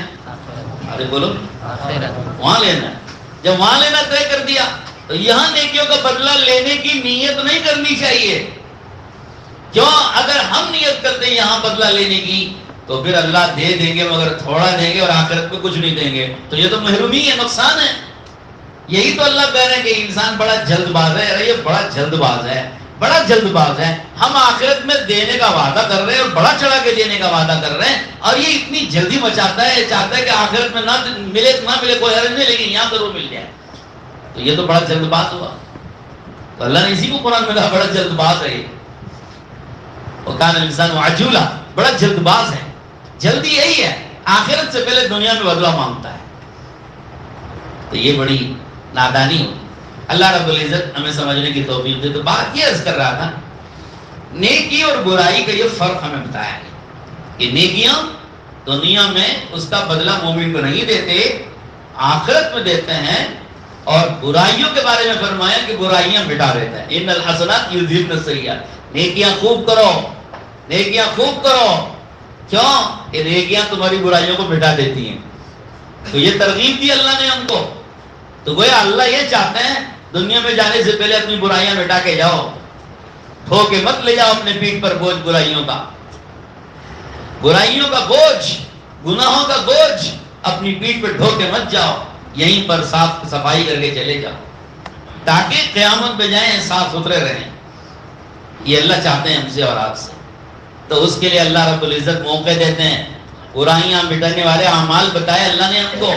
مسجد کو کثرت سے قدم اٹھا کے آؤ گے، تمہاری برائیاں مٹتی جائیں گی، مٹتی جائیں گی۔ مٹا لو جتنی چاہے، جتنی مٹانا چاہے مٹا لو، مسجد کو کثرت سے قدم اٹھا کر۔ اور بھی بہت سارے اعمال ہیں جو برائیاں مٹانے والی ہیں۔ آپ عاشورے کا روزہ رکھو گے تو اس پر گناہ کتنے سال کے معاف ہوتے ہیں جی؟ 1 سال کے. اور اگر عرفے کے دن کا روزہ رکھو تو 1 سال پچھلے 1 سال اگلے. اور اگر شب قدر کی عبادت مل گئی تو کتنے؟ ارے 80 برس کتنے گناہ معاف ہو رہے ہیں. تو اللہ نے کتنے موقع دیے گناہ معاف کرانے کے. اور استغفار، اور تو ہر گناہ کے بعد اگر توبہ کر لے، استغفار کر لے تو وہیں کا وہیں صاف ہو جائے. اور بندوں کے حقوق ہیں وہ وہیں کا وہیں ادا کر دے تو وہ بھی معاف ہو جائے. تو بہرحال گناہوں کو اللہ نے معاف کرنے کے لیے، مٹانے کے لیے اللہ نے موقع دیے. اور یہ گویا بندے سے چاہتے ہیں اللہ تعالیٰ کہ دنیا سے جائے تو یہ گناہ مٹا کے جائے اور کھو کے اپنے ساتھ نہ لے جائے، اور برائیاں محفوظ رکھ کے لے جائے، اسے ختم کر کے نہ جائے. بھلائیاں اور نیکیاں محفوظ رکھ کے لے جائے، اسے ختم کر کے نہ جائے. کبھی کبھی ایسا ہوتا ہے، اور یہ بات فرمائی ہمارے حضرت نے، ہمارے استاد گرامی نے فرمائی ہے، نیکیوں کی خاصیت یہ ہے کہ وہ مٹتی نہیں ہے، نیکیاں باقی رہتی ہیں سوائے ایک حالت کے. ایک حالت ایسی ہے، بلکہ بعض اور حالتیں بھی ہیں، ان حالتوں میں نیکیاں مٹ جاتی ہیں. نیکیاں مٹ جاتی ہیں، حالانکہ عام طور پہ نیکیاں مٹتی نہیں ہیں، لیکن بعض حالتیں انسان کی ایسی ہیں کہ اس میں نیکیاں مٹ جاتی ہیں. جیسے مثال کے طور پر شرک کرنا، من یشرک باللہ فقد حبط عملہ وکان من الخاسرین. جو کوئی اللہ کے ساتھ شرک کرے گا اس کے سارے عمل مٹ جائیں گے. شرک کرنے پر پورے عمل مٹ گئے، یہ ایک حالت بتائی. اور بھی بعض حالتیں ہیں بھلائیاں مٹا دینے والی، نیکیوں کو مٹا دینے والی حالتیں، جیسے مسجدوں میں بات کرنا. مسجدوں میں بات کریں گے، اذان کے وقت میں بات کرنا، عالم کی اور دین کی مجلسوں میں بات کرنا، حضور اکرم صلی اللہ علیہ وسلم کی مسجد میں آپ کے روضے کے پاس کھڑے ہو کے بے ادبی کرنا یا آوازیں بلند کرنا. یہ اعمال بعض ایسے ہیں جن کی وجہ سے بھلائیاں اور نیکیاں کی کرائیں جو ہے مٹ جاتی ہیں، ورنہ عام طور پہ بھلائیاں مٹتی نہیں، باقی رہتی. تو بھلائیوں کو باقی رکھ کے لے جانا، برائیوں کو مٹا کر دنیا سے جانا، یہ ترغیب دی گئی. اور دوسرا اللہ نے یہ فرق بتایا کہ بھلائیوں کو بڑا چڑھا کے اللہ دیتے ہیں، برائیوں کو گھٹاتے ہیں، یعنی جتنا کیا اتنا ہی دیتے ہیں. یہ سب اللہ رب العزت کی طرف سے خاص رحمتوں کا مظاہرہ ہے. مسجد میں داخل ہوتے وقت میں ایک دعا مانگی جاتی ہے، سنتیں ادا کی جاتی ہیں مسجد میں داخل ہونے پر. ایک تو یہ کہ جب مسجد میں داخل ہو آدمی تو دانا پاؤں رکھ کے جاوے، بسم اللہ پڑھے، حضور پاک صلی اللہ علیہ وسلم پر درود پڑھے، اور اس کے بعد دعا پڑھے. کتنی سنتیں ہو گئی؟ ارے کتنی ہو گئی؟ ایک سیدھا پاؤں رکھنا، دوسرا بسم اللہ پڑھنا، اور تیسرا درود شریف پڑھنا، اور چوتھا دعا پڑھنا. یہ تو 4 سنتیں بھی مسجد میں داخل ہونے کا طریقہ. 5واں کام یہ بتایا کہ مسجد میں بیٹھنے سے پہلے 2 رکعت تحیت المسجد پڑھو.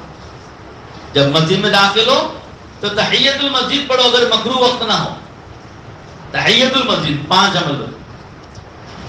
اگر آپ لوگ برا نہ سمجھو تو میں پوچھوں آپ میں سے کس کس نے یہ 5 عمل کیے؟ آپ اٹھا سکتے ہیں، بتا سکتے ہیں کون کون ہیں جنہوں نے یہ پورے 5 عمل کیے؟ کوئی حرج نہیں، ریاکاری نہیں ہے. ہم مسجد کے افتتاح کے لیے بیٹھے ہیں نا، مسجد کے افتتاح کے لیے بیٹھے ہیں، تو بتاؤ مسجد کی یہ سنتیں پوری کر کے بیٹھے ہیں یا پوری کیے بغیر بیٹھے؟ ارے میں پہلا دن ہے نا مسجد کا، آغاز ہے مسجد کا. مسجد کے آغاز کے وقت میں ہم نے مسجد کا حق نہیں ادا کیا تو پھر اور کب ادا کریں گے؟ تو یہ ہے سوچنے کی چیز. میں آپ کو جو ہے ہاتھ اٹھانے میں تکلف ہو رہا ہوگا، اس لیے میں اس کو چھوڑ دیتا ہوں یہ مطالبہ، لیکن توجہ ضرور دلا رہا ہوں.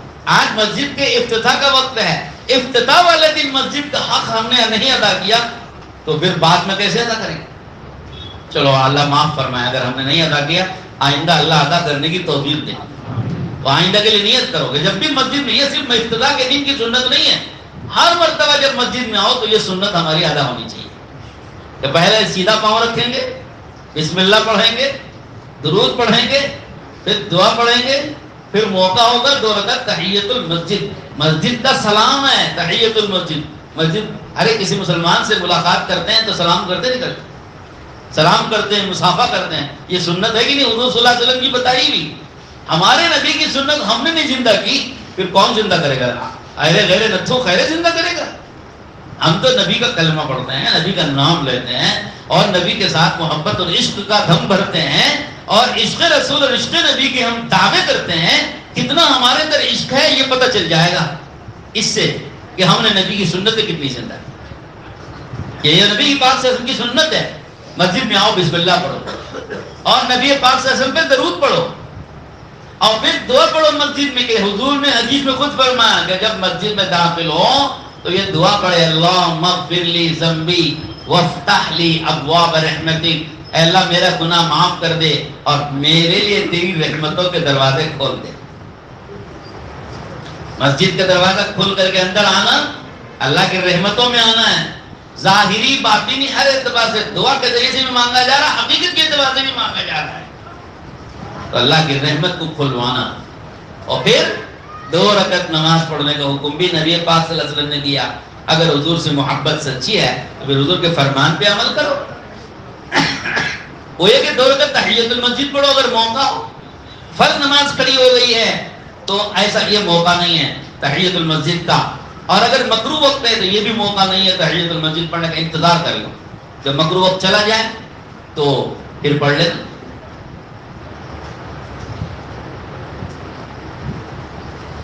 الحمدللہ میں مسجد میں داخل ہوا، فخر کے لیے نہیں عرض کرتا، تشکر کے طور پر عرض کرتا. تو مکروہ وقت تھا کہ میں نے دیکھا 5 منٹ باقی تھے زوال کے لیے، 5-6 منٹ باقی. تو میں نے انتظار کیا، مولانا سے کہا آپ بیان جاری رکھو. انتظار کر کے 2 رکعت تحیت المسجد کی نیت سے پڑھ دوں تاکہ میں آپ کو بتاؤں تو میں عمل کر کے بتاؤں، میری بات بے وزن نہ رہے. اس لیے میں آپ سے گزارش کر رہا ہوں کہ یہ ہمیں ہر وقت خیال کرنا چاہیے. عربوں میں ہم نے یہ عادت دیکھی، خاص طور پہ عرب لوگوں کی برائیاں بیان کرتے تو بہت ہیں، ہمیں اچھائیاں ان کی نہیں دیکھتے. عربوں میں یہ خاص عادت ہے، مسجد میں داخل ہوں گے فوراً 2 رکعت تحیت المسجد پڑھیں. اجمیوں میں رہتے رہتے، ہندوؤں کے درمیان رہتے رہتے، غیروں کے درمیان رہتے رہتے، بے ایمانوں کے درمیان رہتے رہتے ہمارے دلوں پر بھی اس کے اثرات پڑ گئے. ظلمتیں، کفر کی، شرک کی، بدعات و خرافات کی ظلمتوں نے ہمارے دلوں کو بند کر دیا.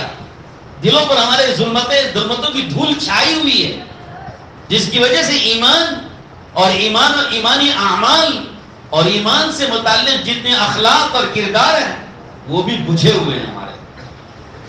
تو اللہ معاف فرمائے. بہرحال مسجد کے آغاز کے موقع پر یہ میں مسجد سے متعلق باتیں ساری عرض کرنا چاہ رہا تھا کہ مسجد میں داخل ہوں تو اس سنتوں کا لحاظ کریں. اللہ تعالیٰ نے، اللہ کے نبی علیہ السلام نے ہم کو اس کا تذکرہ فرمایا. تو بہرحال مسجد میں آتے رہنا کثرت سے یہ ہمارے گناہوں کے معاف ہونے کا ذریعہ ہے. اور مسجدوں کو آباد رکھنے والوں کی جو صفات بتائی گئی ہیں ان صفات کے اعتبار سے مسجد کو آنے والوں کو چاہیے کہ وہ صفات اپنے اندر پیدا کریں. انما یعمر مساجد اللہ من آمن باللہ والیوم الآخر. بات اسی پر چلی تھی کہ جس کا اللہ پر ایمان ہو اور آخرت پر ایمان ہو، یعنی آخرت پر ایمان کا مطلب ان مسجدوں کو آباد کرنے سے آخرت میں کیا ملے گا، جس کے دل میں اس کا یقین ہوگا وہ کبھی مسجد آباد کرنے سے پیچھے نہیں ہٹے گا، وہ ہر وقت مسجد آباد کرے گا. وہ اقام الصلاۃ، تیسری خوبی یہ بتائی مسجد آباد کرنے والوں کی کہ نماز کو قائم کرتے ہیں. نماز کو قائم کرنا صرف نماز پڑھتے ہیں یہ نہیں بتایا، نماز پڑھتے ہیں نہیں کہا، نماز کو قائم کرتے ہیں. دونوں میں بڑا فرق ہے. نماز پڑھنے کا مطلب جیسی تیسی پڑھ لو، نماز تو پڑھ لی گئی. قائم کرنے کا مطلب یہ ہوگا کہ نماز کو ٹھیک ٹھاک پڑھے، نماز کو درست کرے. نماز درست کب ہوتی؟ جب نماز کے ہر رکن کامل درجے سے ادا کیے جائے گا. اور نماز کا ہر رکن کامل درجے سے ادا کرنا تب ہوگا جب ہر رکن میں کم سے کم 3 مرتبہ تسبیح پوری اطمینان سے پڑھی جائے. کم سے کم 3 مرتبہ.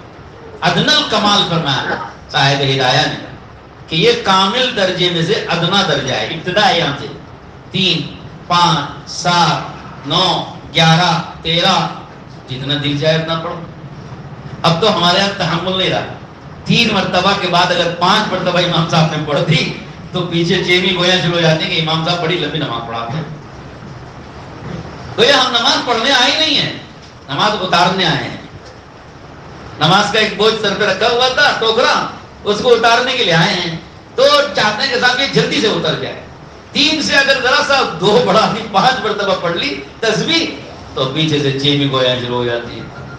بلکہ بعض لوگ تو 3 مرتبہ پڑھتے ہی سر اٹھانا شروع کر دیتے ہیں، چاہے امام صاحب نہ اٹھائے ہوں. یہ جلد بازیاں نہیں. نماز میں اطمینان ہونا چاہیے، سکون ہونا چاہیے، خشوع و خضوع ہونا چاہیے، تو نماز جب ہی قائم ہوتی ہے. علماء نے لکھا ہے، فقہاء نے کتابوں میں لکھا ہے، ہر رکن کو اطمینان سے ادا کرنے کا مطلب یہ ہوتا ہے کہ جب آپ یہ رکن میں جاؤ پورے اعضاء جو ہے وہ اس پہ جڑ جائیں، پورے اعضاء اس پہ جڑ جائیں.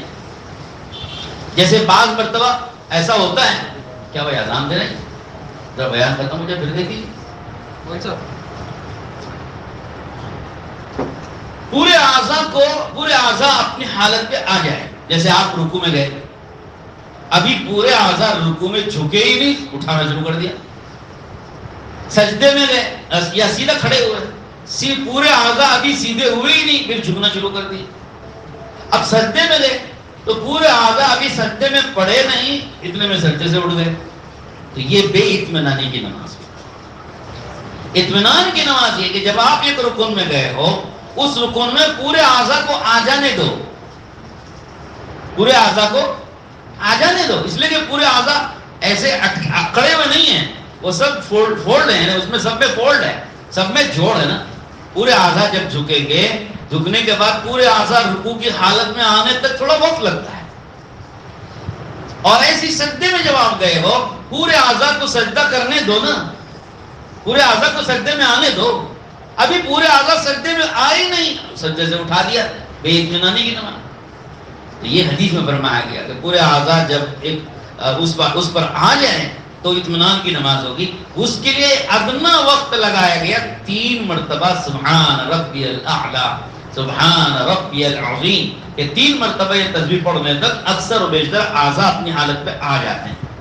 لیکن کبھی کبھی ایسا ہوتا ہے کہ 3 مرتبہ سے ذرا زیادہ وقت مانگتا ہے، زیادہ وقت لینا پڑتا ہے، تب جا کے پورے اعضاء اپنی حالت پہ آتے ہیں. تو اس لیے ہر آدمی اپنی حالت پہ خود غور کرے کہ میں 3 مرتبہ میں پورے اعضاء میرے سجدے میں آ جاتے ہیں، پورے اعضاء میرے رکوع میں آ جاتے ہیں، پورے اعضاء میرے قومے میں کھڑے ہو جاتے ہیں یا نہیں ہوتے ہیں. بوڑھے آدمیوں کا ذرا وقت لگتا ہے، جوان آدمی ذرا تیزی سے، ان کے اعضاء جوان ہوتے ہیں تو تیزی سے حرکت کرنے لگتے ہیں، لیکن بوڑھے آدمی کو ذرا وقت لگتا ہے. اور نماز پڑھانے والے امام صاحب کو چاہیے سب کی رعایت کریں، بوڑھوں کی بھی رعایت کرو، جوانوں کی بھی رعایت کرو. صرف جوانوں کی رعایت کی تو بوڑھے آدمی کو نماز پڑھے جیسا ہی نہیں لگتا. وہ بوڑھے آدمی شکایت کرتے ہیں کہ بھائی کیا امام صاحب کون سی جلدی ہے، ان کو کہاں جانا ہے، کوئی کون سی فلائٹ اڑ رہی ہے، کیوں اتنی جلدی نماز پڑھاتے. بوڑھے لوگوں کو یہ شکایت. بازار کے لوگ، تاجر لوگ، ڈیوٹی جانے والے لوگ کہتے ہیں ذرا سا دیر کر دو. امام صاحب کو کیا ہوا، ان کو تو کوئی دھندا ہی نہیں ہے، ان کو تو نہ صرف بیوی بچے اور نماز پڑھانا ہے، کوئی کاروبار اور ڈیوٹی نہیں ہے، کوئی نمازی نماز پڑھتے رہتے ہیں اطمینان سے. دوسروں کا خیال کرنا چاہیے. اب یہ بیلنس کرنا امام صاحب کے لیے ایک امتحان ہو جاتا ہے. ان کا بھی خیال کرو، ان کا بھی خیال کرو، دونوں کا خیال کر کے بیلنس کر کے نماز پڑھانا، یہ امام صاحب کا کمال ہوتا ہے. بہرحال اس میں امام صاحب کا امتحان زیادہ ہوتا ہے. بیچارے امام صاحب کس کس کی رعایت کریں. اس لیے ہم ہی کو خود اپنی رعایت، اپنا خیال خود ہی کر لینا ہے. اپنی نماز کو اطمینان سے ادا کرنا طے کر لیجئے، پھر کوئی شکایت نہیں. ہمارا طے کر لیں کہ بھائی ہم تو اطمینان سے نماز پڑھیں. نماز کو قائم کرنے کے لیے آئے ہیں، نماز اتارنے کے لیے نہیں آئے. سر پر سے نماز کا بوجھ اتارنے نہیں آئے، کوئی ٹوکرا نہیں ہے اس کو اتارنے کے لیے آ گئے، بلکہ نماز کو قائم کرنے کے لیے آئے ہیں. اللہ کو راضی کرنا ہے، اللہ کو خوش کرنا ہے. اقیم الصلاۃ لذکری، اللہ نے فرمایا میری یاد کے لیے تم نماز ٹھیک پڑھو، میری یاد کے لیے ٹھیک پڑھو، مجھے یاد کرنے کے لیے، میرے ذکر کے لیے اپنی نماز کو درست کرو، یہ اللہ نے فرمایا. تو اگر ہم کو اپنی نماز میں اللہ اگر صحیح طور پر واقعیتاً یاد آیا، واقعیتاً اتنا خیال آیا کہ میرا سر اللہ کے سامنے جھک رہا ہے، اتنا خیال اگر آ گیا، اللہ یاد آ گیا کسی رکن میں، سمجھ لو نماز قبول ہو گئی. اللہ کو بھی نصیب فرماوے. بہرحال بات لمبی ہوتی جا رہی ہے، میں ابھی مکمل کر رہا ہوں اپنی بات کو. تو میرے دوستو، مسجد کی تعمیر اس کے لیے یہ صفات بتلائے گئے ہیں کہ ایسی صفات والے مسجد کو واقعتاً تعمیر کرنے والے ہوں گے جو نماز کو قائم کریں گے. پھر زکوٰۃ ادا کرنا، چونکہ نماز کے بعد ایک بڑا رکن زکوٰۃ ہے. جو آدمی اس طرح سے نماز کو، مسجد کو آباد کر کے نماز کو قائم کر کے چلتا ہے، وہ عموماً زکوٰۃ بھی دے گا اور دوسرے احکام پر بھی چلے گا. وَلَمْ يَخْشَ إِلَّا اللَّهَ. آگے فرمایا اس آدمی کے دل میں اللہ کے سوا کسی کا خوف نہیں ہوتا. تو ساری تشریح کا موقع نہیں ہے، بات مجھے مکمل کرنا ہے. اللہ تعالیٰ نے ہم کو ترغیبیں دی ہیں مسجدوں کو آباد کرنے کی، اور اپنی پسندیدہ جگہ قرار دیا ہے مسجدوں کو. اور اللہ کے نبی سرکار دو عالم صلی اللہ تعالیٰ علیہ وسلم نے فضائل بیان کیے ہیں مسجد کو آباد کرنے کے. تو مسجد تو بنا دی گئی، تعمیر ہو گئی. الحمدللہ اللہ کے نیک بندوں نے، جن کو اللہ نے توفیق دی، انہوں نے اپنا پیسہ لگایا اور زمین خریدی اور اس پر تعمیر بھی کھڑی کر دی. چاہے وہ عارضی تعمیر ہو، ممکن ہے ذرا آپ لوگ اور اس کو آباد کریں گے تو ہو سکتا ہے کہ یہ مسجد اور بڑی ہو جائے، اور یہاں اور بھی دینی کام، جیسا کہ مولانا نے بتایا تفصیل سے، سارے دینی کام یہاں ہونے لگے تو گویا مسجد جو ہے 24 گھنٹے آباد نظر آئے گی. یہاں پر ایک نورانیت، روحانیت اور ایک عجیب خوشنما منظر نظر آئے گا، روحانی منظر نظر آئے گا اگر ہم مسجد کا خیال رکھیں. مسجد کو تعمیر کرنے کی فضیلتیں بہت ہیں. میں نے جب حدیث پڑھی، اللہ تعالیٰ، اللہ کے نبی علیہ السلام فرماتے ہیں کہ اللہ کی رضا کے لیے جو کوئی مسجد بنائے گا تو اس کے لیے اللہ پاک جنت میں گھر بناتے ہیں. میں نے روایتیں پڑھی ہیں، پیارے نبی علیہ السلام نے فرمایا ہے کہ مسجد بنانے کا مطلب یہی نہیں ہے کہ کوئی آدمی بڑی عالیشان مسجد بنائے، بڑی وسیع مسجد بنائے، ساری سہولتوں کی مسجد بنائے.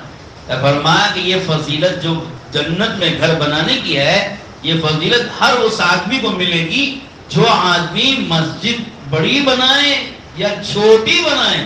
بلکہ ایک روایت میں تو یوں بھی ہے کہ اگر ابن ماجہ کی روایت ہے، ترمذی کی روایت میں کہ صغیرن کانا و کبیرن، چاہے چھوٹی مسجد بناؤ کہ بڑی مسجد بناؤ، فضیلت ہر حال میں ملے گی، جنت میں گھر ہر حال میں ملے گا. اور ابن ماجہ کی روایت میں ملتا ہے چاہے تم نے مسجد اتنی چھوٹی بنائی جتنا کہ چیل کا گھونسلہ ہوتا ہے، اتنی بھی چھوٹی مسجد بنائے ہو تب بھی تمہیں جنت میں اللہ گھر بنا کے دیں گے. فضیلت کتنی بڑی ہے. اب ظاہر ہے کہ چیل کے گھونسلے میں کوئی سر بھی نہیں رکھ سکتا ہے، سجدہ بھی نہیں کر سکتا، کھڑے ہو کے نماز پڑھنا کہاں سے ہو سکے گا. مطلب یہ بتانا ہے کہ آدمی مسجد کی تعمیر میں اتنا حصہ بھی اگر لے لیا، اس کو بھی جنت میں اللہ پاک گھر بنا کے دیں گے. تو ظاہر ہے کہ بہت سے لوگ ایسے ہوتے ہیں پوری مسجد انہوں نے نہیں بنائی لیکن مسجد میں انہوں نے ایک مصلی دے دی، ایک بالش زمین کی جگہ کے لیے جن کی قیمت ہوتی ہے اتنی قیمت انہوں نے دے دی، تو بھی گویا ان کو فضیلت مل رہی ہے. اس حدیث پاک کی روح سے یہ بات سمجھ میں آتی ہے. بہرحال اللہ تعالیٰ قبول فرمائے. ہم نے مسجد میں حصہ لیا، یا ایک شخص دو شخص نے، جتنوں نے بھی حصہ لیا، حصہ لے کر مسجد کو بنا دیا. تو مسجد تو بنا دی شب بھر میں ایمان کی حرارت والوں نے، پر من اپنا پرانا پاپی ہے، برسوں میں نمازی پڑھ نہ سکا. یہ شاعر نے ایک شکوہ کیا ہم سے اور آپ سے کہ مسجد بنانے والوں نے، جن کے اندر ایمان کی حرارت تھی، ایمان کی ایک چاشنی تھی، ولولہ تھا، جذبہ تھا، انہوں نے اپنے جذبے سے مسجد کو بنا دیا. لیکن اب ذمہ داری ہے محلے والوں کی، اہل محلہ کی ذمہ داری اور مسجد کے آس پاس رہنے والے مسلمانوں کی ذمہ داری ہے کہ وہ مسجد کو آباد کرے.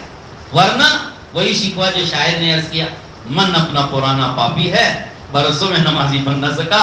وہی پرانے ہم گنہگار ہیں، وہی پرانی رفتار چل رہے ہیں. مسجد نہیں تھی تب بھی نماز نہیں پڑھتے تھے، اب مسجد آ گئی تب بھی بے نمازی. تو وہی پرانے پاپی اور پرانے گنہگار. کب تک ہم ایسا رہیں گے؟ برسوں گزرنے کے بعد بھی ہم نمازی نہیں بن سکے، پھر کیا فائدہ اس ایمان کا؟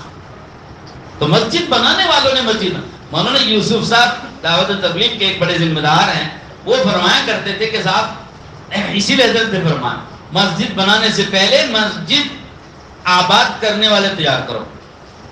کیوں؟ عام طور پر ایسا ہوتا ہے کہ مسجد تو بنا دی، مسجد آباد کرنے والوں نے آباد نہیں کی، مسجد ویران پڑی. تو پھر اس سے پہلے بہتر ہے کہ پہلے مسجد کو آباد کرنے والے بناؤ. یعنی پہلے نمازی تیار کرو، محنت کرو، ملاقات کرو اور ایک ایک سے ملو تاکہ وہ نمازی بن جائیں، ترغیب دو، ذہن بناؤ. جب سب کے ذہن بن جائیں، سب کے دل تیار ہو جائے نماز پڑھنے کے لیے، عبادت کرنے کے لیے، مسجد آباد کرنے کے لیے، سب کے دل تیار ہو گئے، سب کے ذہن تیار ہو گئے، اب مسجد بناؤ گے تو انشاءاللہ سب مسجد آباد کریں گے. یہ حضرت کی بات ہے. اور یہ اس وجہ سے کہ ہماری عادت جو خراب ہو گئی اس کی وجہ سے فرمائیں.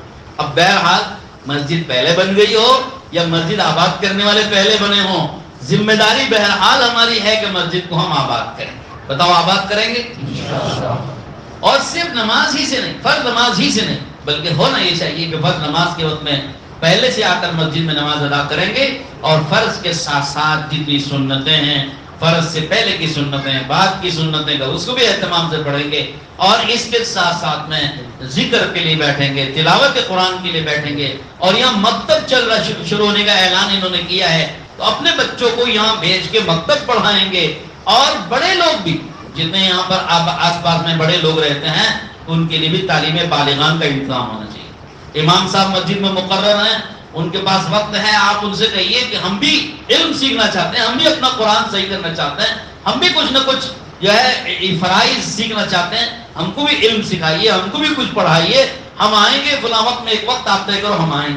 محلے والوں کو چاہیے کہ امام صاحب سے تقاضا کریں، ہم بھی علم سیکھنا چاہتے ہیں، ہمارے لیے بھی وقت. امام صاحب ضرور دیں گے، وہ تو ہیں ہی اس کام کے لیے بیچارے، پڑھ کر آیا ہی انہوں نے اسی لیے تاکہ پڑھائیں، سیکھ کر آئے اس لیے تاکہ سکھائیں. اگر سیکھنے والے آئیں گے، وقت دیں گے تو کیوں نہیں سکھائیں گے، ضرور سکھائیں گے. ضرورت اس کی کہ ہمارے علم میں طلب ہو، سیکھنے کی طلب. اور میں نے اس کے لیے عرض کیا مسجد کو آباد کرنے والے لوگ تیار ہونے چاہیے. مسجد کو آباد کرنے والے لوگ تیار جب ہوں گے جب ایک ایک کے پاس ہم جا کر ملاقات کر کے ایک ایک کو ترغیب دیں گے مسجد کو آباد کرنے، نماز کو قائم کرنے، دین زندہ کرنے کی ہر ایک کو ترغیب دیں گے تو تب تیار ہوتے ہیں لوگ. اس کے لیے یہاں پر مسجد وار جماعت بنے اور روزانہ بیٹھیں، فکر کریں، مشورہ کریں اور سب مل کے جماعت بنا کے 3-3 4-4 لوگ مل کے جائیں، گھر گھر میں جا کے مسلمانوں سے ملاقات کریں اور ہفتے میں ایک مرتبہ گشت کر کے سب کو اکٹھا کر کے سب کو اجتماعی طور پر ترغیب دیں، ذہن بنائیں. یہ دعوت و تبلیغ کی جو محنت کے اعمال ہیں وہ اعمال بھی یہاں پر زندہ ہونا چاہیے تاکہ مسجد کو آباد کرنے والے لوگ تیار ہوتے رہیں. مسجد کو آباد کرنے والا بھائی، فیکٹری میں مال جو ہے وہ کب نکلتا رہے گا فیکٹری سے مال؟ جب اس میں خام مال آتا رہے گا تو مشینیں تیار کر کر کے باہر مال نکالتی رہے گی. تو ایسے ہی مسجد کو آباد کرنے کے لیے گھر گھر جا کے محنت کر کے لوگوں کو یہاں مسجد لاؤ گے تو نمازی پڑھتے رہیں گے. اور اگر آپ محنت نہیں کرو گے، جا کے محلوں میں ملاقاتیں نہیں کرو گے تو کون تیار ہوگا، کون آمدہ ہوگا، کس کا ذہن اور کس کا دل تیار ہوگا؟ تو اس لیے مسجدیں ویران ہو جائیں گی اس کی وجہ سے. اللہ تعالیٰ ہم سب کو اس کے توفیق نصیب فرمائے. میں نے یہ مختصر سی گزارشات آپ حضرات کے سامنے عرض کی ہیں. اللہ ان باتوں کو ہمارے دل میں اتار دے اور اس کو ہماری زندگی بھر کا ایک توشہ بنائیں اور زندگی بھر ان چیزوں پر عمل کرنے کی اللہ پاک ہم سب کو توفیق نصیب فرمائے. ساری تفصیلی باتوں کے کہنے کا موقع نہیں تھا، جتنی باتیں اللہ کے توفیق سے سامنے آتی گئی وہ ہم نے آپ کے سامنے رکھی ہیں اور امید کرتا ہوں کہ آپ حضرات ضرور ان باتوں کو لیں گے اور اس کو خوشی سے اور اپنے دلوں میں اپنے عمل میں لینے کی اتارنے کی کوشش فرمائیں گے. وآخر دعوانا ان الحمدللہ رب العالمین. اللهم صل على سيدنا ونبينا مولانا محمد وعلى آل سيدنا ونبينا ومولانا محمد وبارك وسلم. اللهم يا أول الأولين ويا آخر الآخرين يا ذا القوة المتين یا راحم المساکین و یا ارحم الراحمین. اے اللہ ہمارے گناہوں کو معاف فرما، ہماری خطایا سے درگزر فرما، ہماری برائیوں کو بھلائیوں سے بدل دے، ہماری اے اللہ بے دینی کو دینداری سے بدل دے، ہماری بد اخلاقی حسن اخلاق سے بدل دے، ہماری بد عملی حسن عمل سے بدل دے، ہماری بد نیتی حسن نیت سے بدل دے. اے اللہ ہمارے اے اللہ ہمارے اندر کی جو امراض ہیں، قلبی امراض ہیں، رذائل ہیں، بد اخلاقیاں ہیں، اے اللہ اس سے ہمارے دلوں کو پاک و صاف فرما دے، ہمارے سینوں کو کینوں سے پاک و صاف کر دے، ہمارے دلوں کو ایمان والوں کی اس بارے میں بدگمانیوں سے پاک و صاف کر دے۔ اے اللہ ہمارے اعمال کو درست فرما، اخلاق کو درست فرما، اور ہمارے کردار کو درست فرما، ہمارے معاملات اور معاشرت کو درست فرما۔ اے اللہ ہماری مسجدوں کو آباد فرما دے، 24 گھنٹے مسجد آباد ہو جاوے، یہاں پر سیکھنے سکھانے والے، پڑھنے پڑھانے والے، مسجد کو نمازوں سے زندہ کرنے والے جوق در جوق آیا کریں، دور دور سے آیا کریں، اس کے فیصلے فرما دے۔ طلب سے آئیں، اے اللہ 100% محلے کو نمازی بنا دے، اس محلے کو 100% نمازیوں سے آباد فرما دے، اس مسجد کو 100% نمازیوں سے آباد فرما دے۔ اے اللہ گھر گھر نماز زندہ فرما دے، بچوں کو، اے اللہ لڑکیوں، جوانوں، بوڑھوں، مردوں، عورتوں کو، سب کو 5 وقتہ نمازی بنا دے۔ اے اللہ سب کو اقامت صلاۃ کی توفیق نصیب فرما دے۔ مسجدوں کی تعمیر کرنے والوں کی جو صفات آپ نے بتائی ہیں، ان صفات پر ہم سب کو 100% اترنے کی توفیق نصیب فرما دے۔ اے اللہ صفات قبولیت سے ہماری زندگیوں کو آراستہ فرما دے۔ اے اللہ رضائق سے ہماری زندگیوں کو پاک و صاف فرما دے۔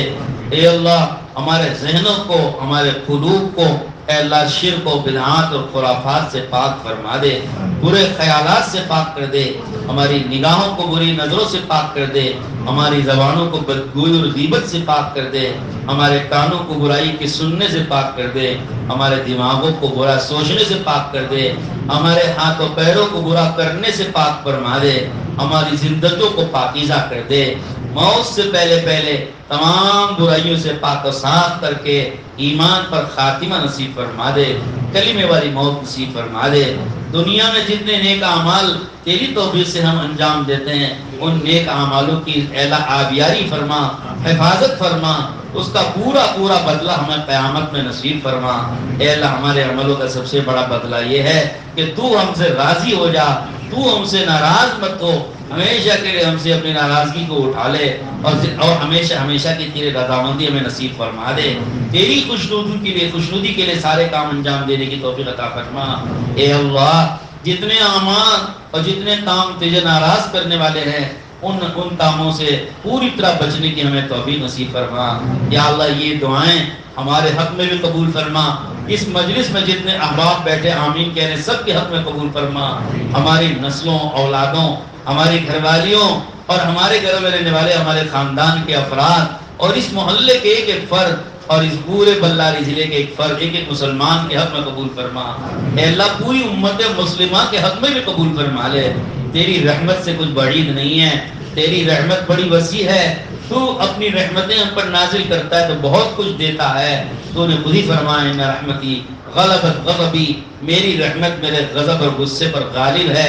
اے اللہ آپ نے اپنی رحمت کو غالب رکھا ہے، اپنی رحمت کے صدقے ہم سب کے حق میں اور پوری امت مسلمہ کے حق میں ہماری یہ دعائیں قبول فرما لے، اور ہماری ہی نہیں بلکہ جتنے نیک بندے اللہ والے بزرگان دین نے ہمارے لیے اور پوری امت کے لیے دعائیں مانگی، اور بالخصوص ہمارے نبی حضرت رسول پاک صلی اللہ علیہ وسلم نے جتنی خیر کی دعائیں ہمارے لیے اور پوری امت کے لیے مانگی، وہ سب بھی ہمارے حق میں قبول فرما لے، اور جتنی برائیوں سے ان حضرات نے پناہ مانگی ہے ان سب برائیوں سے ہم سب کو پناہ نصیب فرما دے۔ سبحان ربک رب العزت عما یصفون وسلام علی المرسلین والحمد للہ رب العالمین۔